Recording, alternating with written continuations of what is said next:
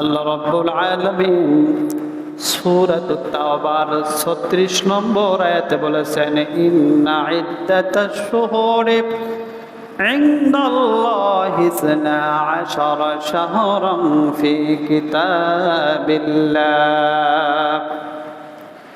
يوم خلق السماوات والأرض منها أربعة حرم জোরে জোরে বলেন আল্লাহু আকবার। আল্লাহ তাআলা বলেন, এই দুনিয়ার আসমান জমিনকে যখন তিনি সৃষ্টি করেছেন, আল্লাহ তাআলা এই দুনিয়া যখন সৃষ্টি করেছেন, দুনিয়া শুরু থেকে আল্লাহ রাব্বুল আলামিনের গণনায় 12টি মাস করে দিয়েছেন। কোন সুবহানাল্লাহ। তাহলে এই যে ইংরেজি, বাংলা এগুলো কিন্তু অনেক পরে আসছে। আল্লাহ এখানে উল্লেখ করেছেন আশরা শাহরান ফি কিতাবিল্লাহ, এটা কিতাবে উল্লিখিত আল্লাহ করেছেন। আল্লাহ করে দিয়েছেন যে আল্লাহর বিধানে, আল্লাহর কিতাবে এটা লিখিত রয়েছে। আল্লাহ তাআলা এই দুনিয়ার আসমান জমিন সৃষ্টি করার পর চন্দ্র সূর্যের হিসাব অনুযায়ী আল্লাহ রাব্বুল আলামিন 12টি মাস এক বছর করেছেন। কোন সুবহানাল্লাহ।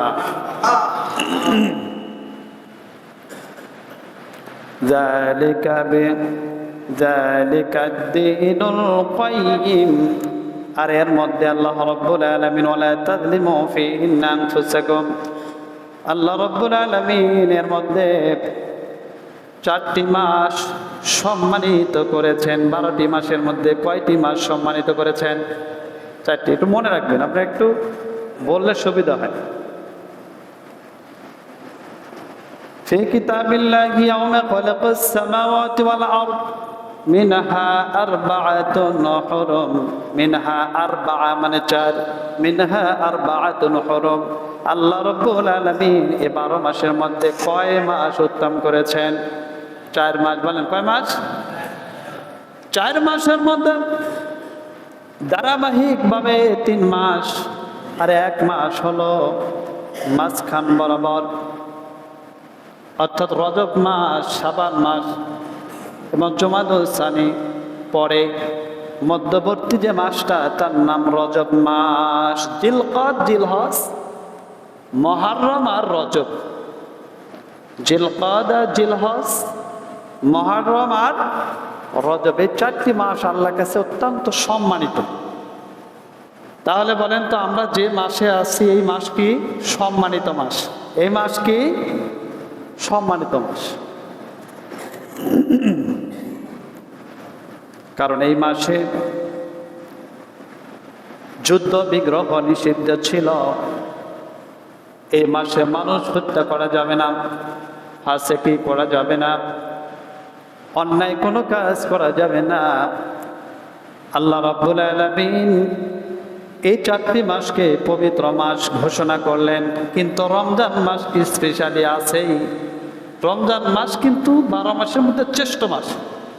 এরপরে সম্মানিত যে মাস 4টি, সেটা হলো জিলকদ, জিলহজ, মুহররম আর রজব।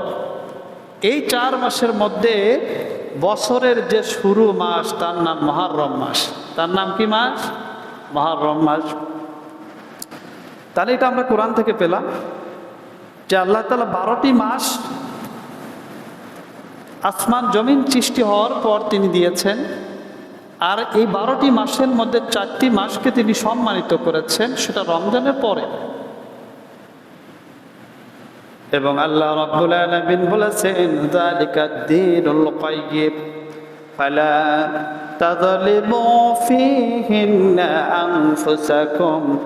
যখনই তোমরা এই 4টা মাস পাবে, এই 4টি মাস পাওয়ার পর তোমরা নিজেদের প্রতি জুলুম করবে না, তোমরা মারামারি করবে না, তোমরা হানাহানি করবে না, তোমরা খুন খারাপি করবে না, তোমরা অশ্লীল কাজে লিপ্ত হবে না। কারণ এই মাসটা হলো আল্লাহর কাছে উত্তম মাস। কোন সুবহানাল্লাহ।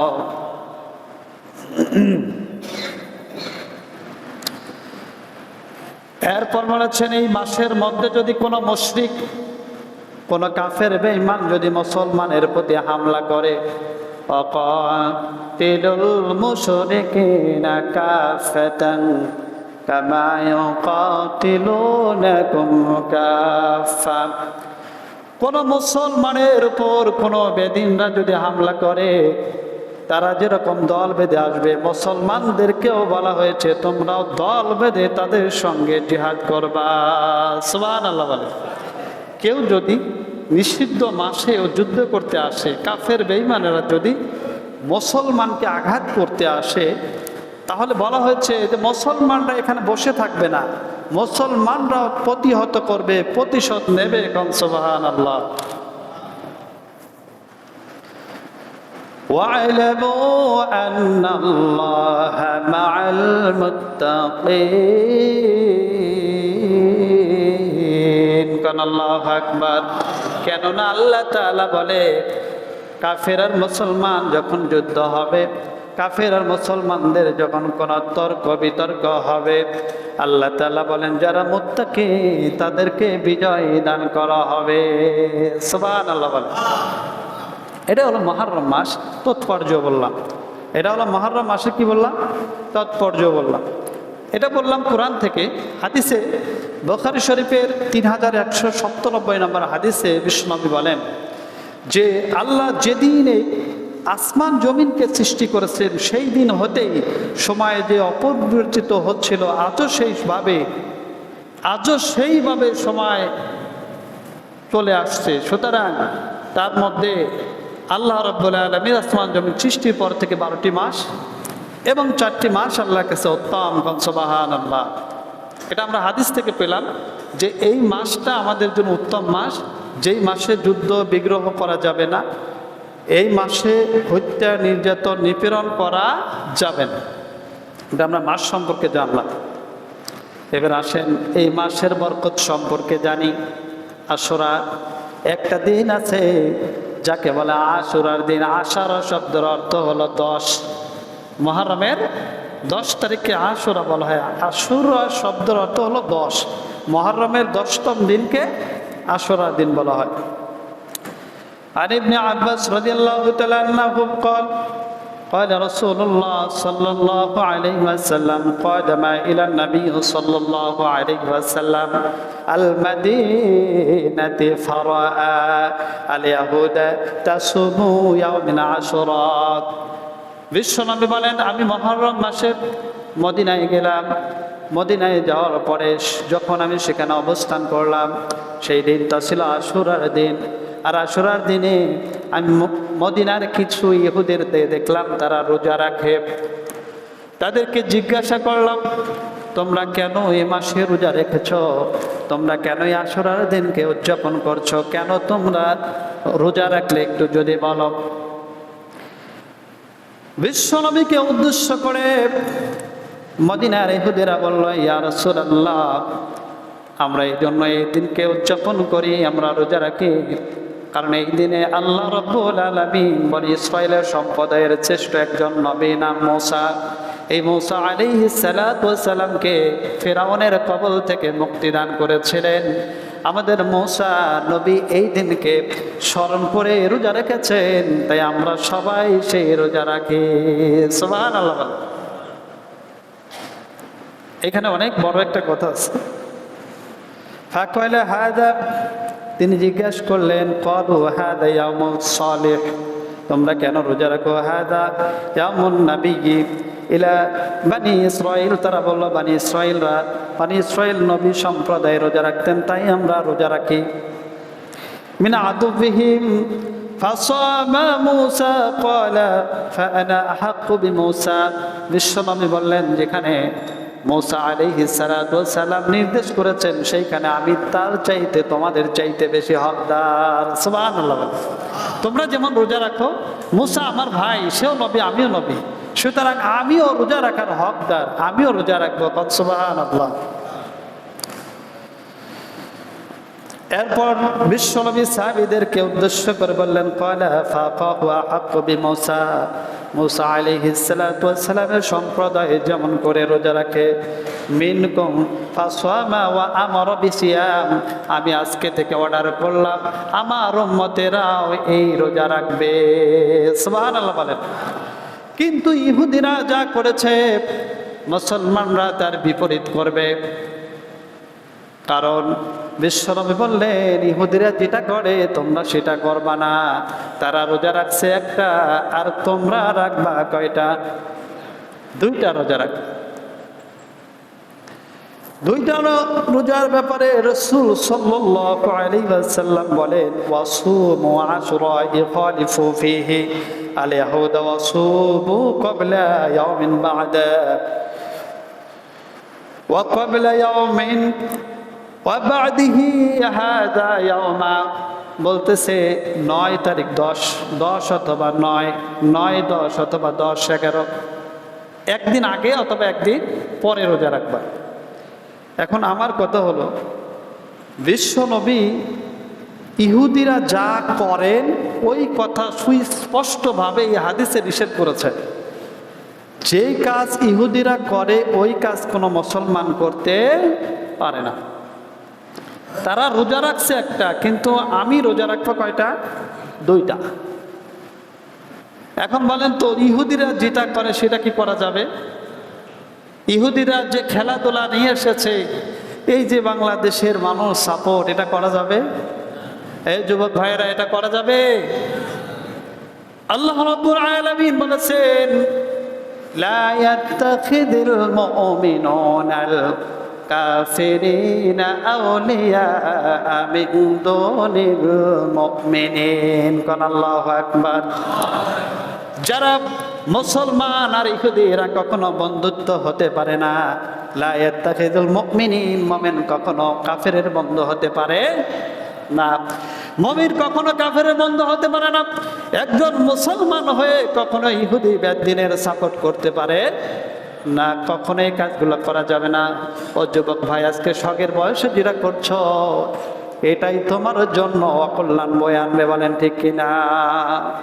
এক যুবক আর্জেন্টিনার পতাকা লাগাইতে গিয়ে গাছ থেকে পড়ে কারেন্টের তারের উপর পড়ে দুনিয়ার থেকে বিদায় নিয়ে চলে গেল। আমাদের অঞ্চলে ঘটনা বলছি। সম্মানিত ভাইরা, হয়তো আল্লাহ তাআলা তার জীবনটা আরো উন্নত করতে পারতেন, আরো ভালো একটা দিক নির্দেশনা আল্লাহ তাকে আরো অনেক দূর পৌঁছায় দিতে পারতেন। সামান্যতম একটা আবেগের কারণে, সামান্যতম একটা দেশকে সাপোর্ট করার কারণে, যেটা সাপোর্ট করলে আপনার কোনো কল্যাণই হবে না। না কাফের কোনো অংশ দিবে, না আপনাকে সে ভালোবাসবে, বরঞ্চ সেই দেশকে চেনে কিনা এটাও সন্দেহ আছে, ঠিক কিনা ভাই? চেনে কিনা, এমন আপনি যদি ব্রাজিল আর্জেন্টিনাকে যা বলেন, বাংলাদেশ নামের একটা দেশ আছে, চেনে? আমার মনে হয় চিনতেও পারে, নাও পারে। হয়তো চিনবে, যেহেতু মানচিত্রে আমাদের দেশ আছে। সম্মানিত ভাইরা, সুস্পষ্ট এই হাদিসের বর্ণনা। বিশ্বনবী বললেন যে কাজ ইহুদিরা করবে ওই কাজ কোনো মুসলমান করতে পারে না। সুতরাং আমার উম্মতেরা রাখবে দুইটা রোজা। কয়টা রোজা? রোজা রাখলে কি হবে? সাহাবীরা আরজ করলেন, ইয়া রাসূলুল্লাহ, ইয়া হাবিবাল্লাহ, রোজার সম্পর্কে আমাদের একটু বলেন। বিশ্বনবী বলেন, ফাকাল রাসূলুল্লাহ সাল্লাল্লাহু আলাইহি ওয়াসাল্লাম আফদালুস সিয়াম বা'দা রমাদান। এই রোজা আল্লাহর কাছে এত পছন্দনীয়, পবিত্র মাহে রমজানের পর এর মর্যাদা দেওয়া হয়েছে। কোন সুবহানাল্লাহ। পবিত্র মাহে রমজানের পর আমাদের যেটা ফরজ করা হয়েছে, এই রোজা ফরজের পূর্বে মুহররমের রোজাটা আমাদের জন্য কি ছিল? ফরজ ছিল। আমাদের রোজা ফরজ হওয়ার পূর্বে, পবিত্র এই মাহে রমজানের রোজা ফরজ হওয়ার পূর্বে মুহররম মাসের রোজা বিশ্বনবী তার উম্মতের জন্য ফরজ করে দিয়েছিলেন। তাহলে কতটা গুরুত্বপূর্ণ! আসিয়ামু বা'দা রমাদান, রমাদানের পর এটা হলো গুরুত্বপূর্ণ। শাহরুল্লাহি মুহররম, আর এই মাসটাই হলো আল্লাহর একটা মাস। কোন সুবহানাল্লাহ। এটা গুরুত্ব বোঝানো হয়েছে যে এটা কল্যাণকর একটি মাস। সুতরাং তোমরা কি করো? মুহররমের 2টি রোজা রাখো। তাহলে রোজার ব্যাপারে আমি বলেছি কয়দিন? 2 দিন। সেটা হতে পারে 10, 11, প্রথম হবে বিশ্বনবী, এটাও হাদিসের মধ্যে আছে। বুখারী শরীফের 2004 নম্বর হাদিস, বুখারী শরীফের 2004 নম্বর হাদিসের মধ্যে উল্লেখ করা হয়েছে যে এই সিয়ামটা যখন পালন করবে দুইটা রেওয়াত আসছে। 1 নম্বর রেওয়াত হলো হয় 9-10 নয় 10-11। 1 নম্বর 9-10, 2 নম্বর 10-11। এই দুইটা দিন যদি কেউ সিয়াম পালন করে, বিশ্বনবী বলেন কোনো ব্যক্তি যদি এই দুইটা সিয়াম পালন করে, কেউ যদি ওয়াহতিসাবা আলাল্লাহি ইউকাফিরু সানাতাল্লাতী ক্বাবলা, কোনো ব্যক্তি যদি এই দুইটা রোজা, আশুরার রোজা দুইটা পালন করে, বিশ্বনবী বলেন তার পূর্ববর্তী 1 বছরের গুনাহ খাতাগুলোকে মাফ করে দেওয়া হয়। সুবহানাল্লাহ, বাড়ি যা বলেন, জবান খুলে বলেন না সুবহানাল্লাহ। ভাইরা আমার, তাহলে এই রোজার ফাজিলত সম্পর্কে আমরা জানলাম। কোনো আল্লাহর বান্দা যদি কার জন্য রাখে, একমাত্র আল্লাহ তাআলার জন্য যদি কেউ এই রোজা রাখে, আল্লাহ তাআলা তার পূর্বকৃত 1 বছর রোজা রাখলে যে সওয়াব হয়, দুইটা বর্ণনা।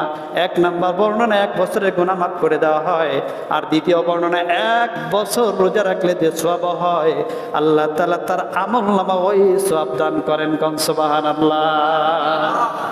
তাহলে আমরা রোজা রাখবো তো ইনশাআল্লাহ? ইনশাআল্লাহ আল্লাহ তাআলা তৌফিক দান করেন, সকলে বলেন আমিন। সম্মানিত ভাইরা আমার, এটা এমন একটি মাস, আশুরা সম্পর্কে বিশ্বনবী বলেন যে হযরত আদম আলাইহিস সালাতু ওয়াস সালামকে আল্লাহ রাব্বুল আলামিন একটা ভুলের জন্য দুনিয়াতে নামায় দিয়েছিলেন। কয়টা ভুল? জবান খুলে বলেন, কয়টা ভুল? একটা ভুল। কি ভুল ছিল জান্নাতের মধ্যে? ওই যে আল্লাহ বলছে লা তাকরাবা হাযিহিশ শাজারা, হে আদম ওই গাছের নিকটবর্তী যেও না, গাছের কাছে যেও না। আদম আলাইহিস সালাতু ওয়াস সালাম, হাওয়া আলাইহিস সালাতু ওয়াস সালাম শয়তানের প্রলোভনে, শয়তান বিভিন্নভাবে যখন তাকে অসওয়াসা দেওয়ার কারণে তারা ওই গাছের নিকটবর্তী হয়, ফল খায়, যার কারণে আল্লাহ ওইখান থেকে দুনিয়ার জমিনে নামিয়ে দেয়। সম্মানিত ভাইরা, আদম আলাইহিস সালাতু ওয়াস সালাম কয়দিন এই দুনিয়াতে কেঁদেছিলেন জানেন? 360 বছর। কয় বছর? কথা বলেন, কয় বছর? 360 বছর।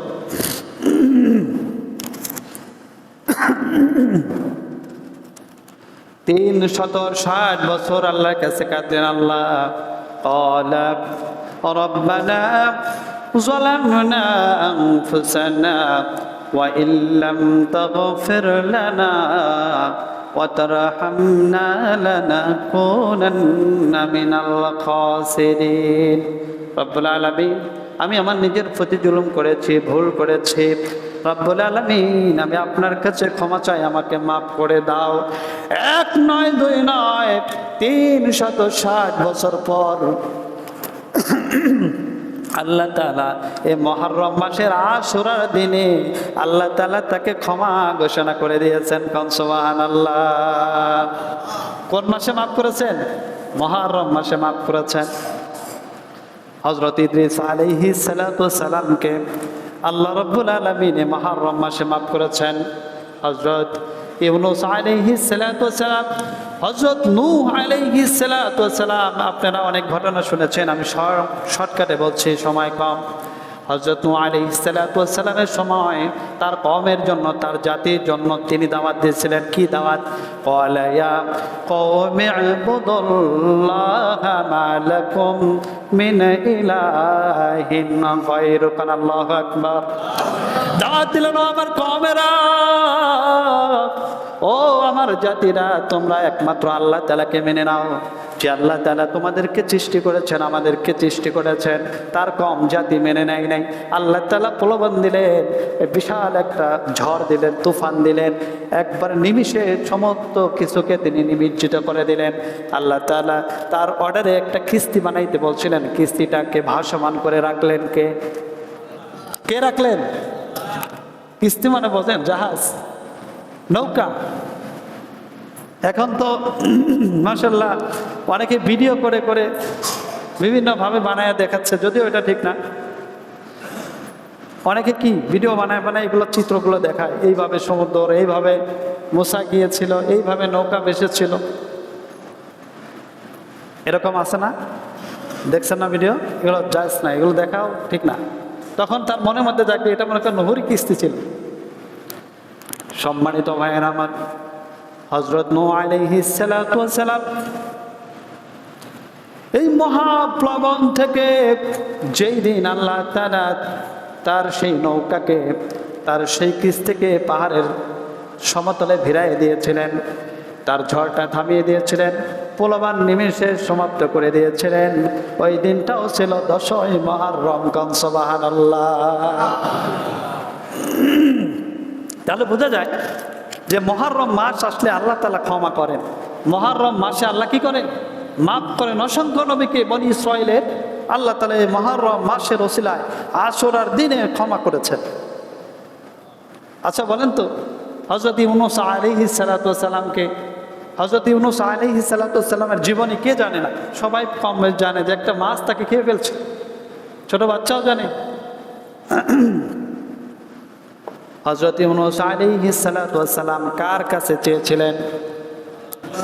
কার কাছে মুক্তি চেয়েছিলেন? আমরা কার কাছে যাব? তিনি মুক্ত চাইলেন, এক নয় দুই নয়, 40 দিন যাবত হযরত ইউনূস আলাইহিস সালাতু ওয়াস সালাম যখন মাছের পেটের মধ্যে ছিলেন, তিনি আল্লাহকে ডাক দিলেন, রব্বুল আলামিন লা ইলাহা ইল্লা আনতা সুবহানাকা ইন্নী কুনতু মিনাজ জালিমিন। কান আল্লাহু আকবার। রব্বুল আলামিন, আমি ভুল করেছি, আমি প্রায় জালেমদেরকে অনুসরণ করেছি, তাদের জন্য আজকে আমি মুসিবতে, আমি নিজের প্রতি জুলুম করেছি। আল্লাহ, ও আল্লাহ, আমি আপনার কাছে ক্ষমা চাই, আমাকে এখান থেকে মুক্ত দান করেন। যেই জায়গায় কোনো মানুষ নাই, মানব শূন্যহীন, যেই জায়গায় সমুদ্রের মাঝে, ওই জায়গায় থেকে বাঁচাইয়া দিতে পারে কে? মুসিবতে পড়লে ক্ষমা চাইবেন কার কাছে? আল্লাহ চাইলে ক্ষমা করে দিতে। আল্লাহ তাআলা তার বন্ধুর ডাক শুনলেন, ইউনূসের ডাক শোনার পরে মাছের একটা পেটের মধ্যে কামড় শুরু হয়ে গেল, ব্যথা শুরু হয়ে গেল। মাছ ইউনূসকে রাখতে পারে নাই, কিনারের মধ্যে ভেড়াইয়া দিল।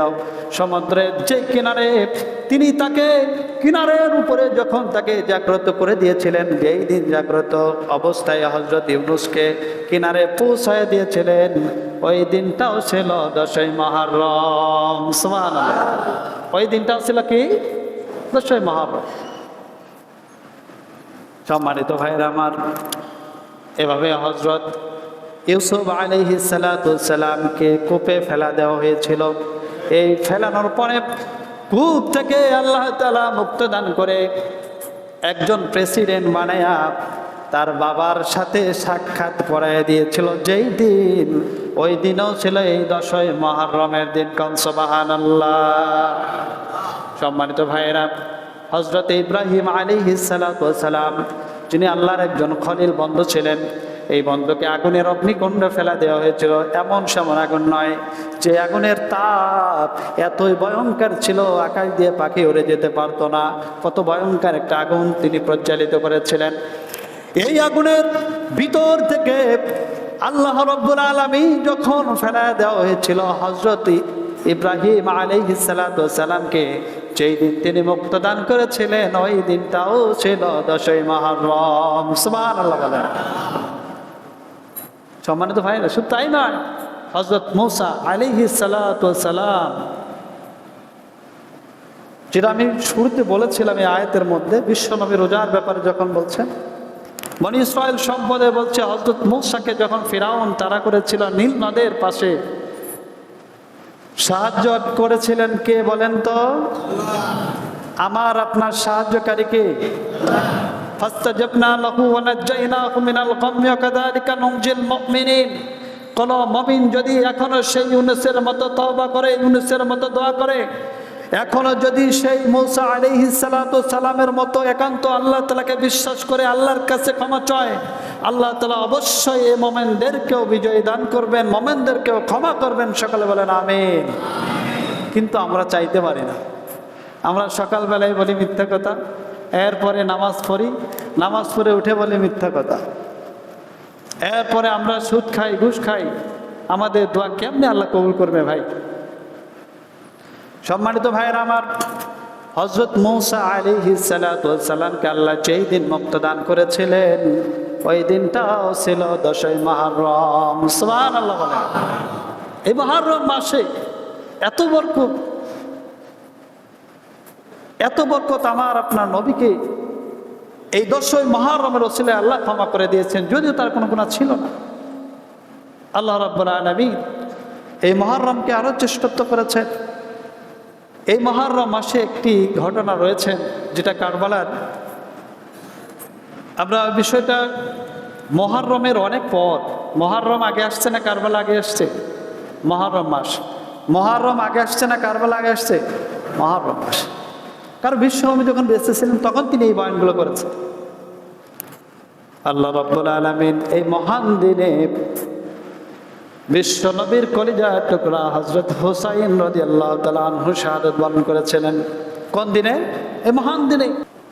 সম্মানিত ভাইরা, এই কারবালার প্রান্তরে ইমাম হুসাইন রাদিয়াল্লাহু তাআলা আনহু যেই দিন শহীদ হয়েছিলেন, শাহাদাত বরণ করেছিলেন, ওই দিনটাও ছিল 10ই মুহররম।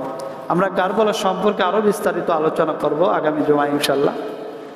তো ইনশাআল্লাহ আমরা মুহররম মাসের তাৎপর্য জানলাম, ফাজিলাত জানলাম। মুহররম মাসকে আমাদের গুরুত্ব দিতে হবে। এখন কিছু বর্জনীয় হবে। বর্জনীয় হলো এই মাসে কিছু মানুষ বিভিন্ন অনুষ্ঠান উদযাপন করে, যেমন আগুনের অগ্নি ফোটায়, এরপরে বিভিন্ন মিছিল করে, এরপরে ছুরি নিয়ে নিজেরা নিজেদেরকে আঘাত করে। এটা হারাম। এটা কি বলেন? হারাম।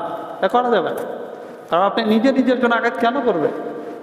বিশ্বনবী এটাকে নিষেধ করেছেন, এটাকে লানত হিসেবে ঘোষণা করেছেন।